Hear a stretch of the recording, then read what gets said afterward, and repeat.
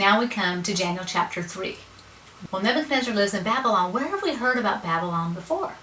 We've heard about Babylon in the video on the Tower of Babel. That was in the town of Babylon.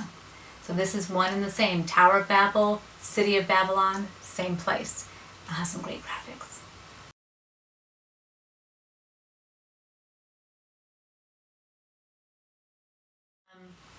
It appears that King Nebuchadnezzar it says he makes a golden statue, but is it a statue of what he saw in the dream? Most people assume that it is, but it doesn't actually say.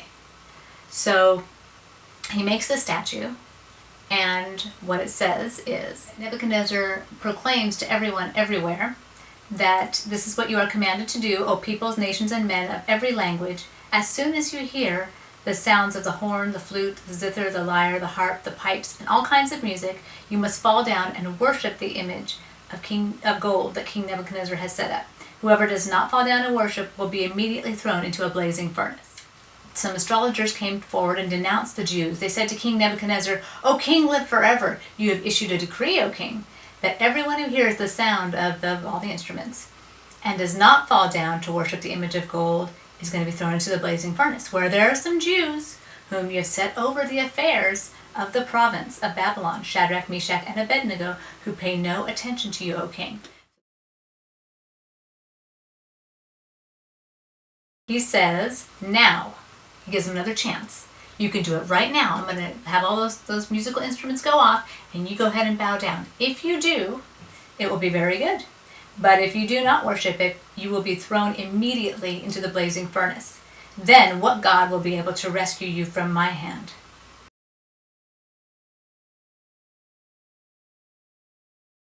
And this part, you could almost hear the impassioned pleas in their voices. So listen to what they say and imagine them just being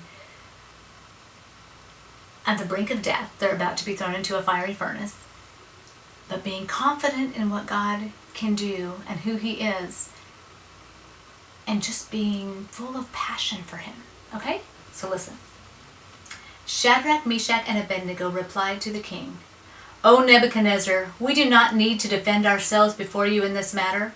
If we are thrown into the blazing furnace, the God we serve is able to save us from it, and he will rescue us from your hand, O king. But even if he does not, we want you to know, O king, that we will not serve your gods or worship the image of gold you have set up. So they just flat out tell him, we're not going to do it. And we trust God. So he can rescue us, and he will rescue us if he wants to. And if he doesn't, it doesn't matter. We will still serve him. Nebuchadnezzar was furious with Shadrach, Meshach, and Abednego, and his attitude toward them changed. He ordered the furnace heated 7 times hotter than usual and commanded some of the strongest soldiers in his army to tie them up. And as the soldiers are carrying, or walking with them to the furnace, the soldiers get burned up.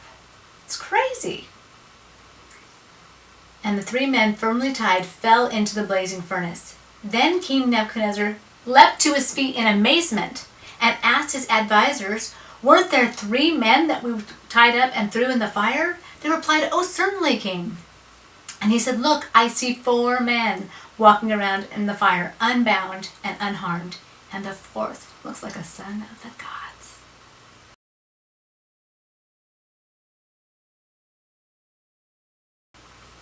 Nebuchadnezzar then approached the opening of the blazing furnace and shouted, Shadrach, Meshach, Abednego, servants of the Most High God, come out! Come here! So they come out of the fire, and they are not harmed.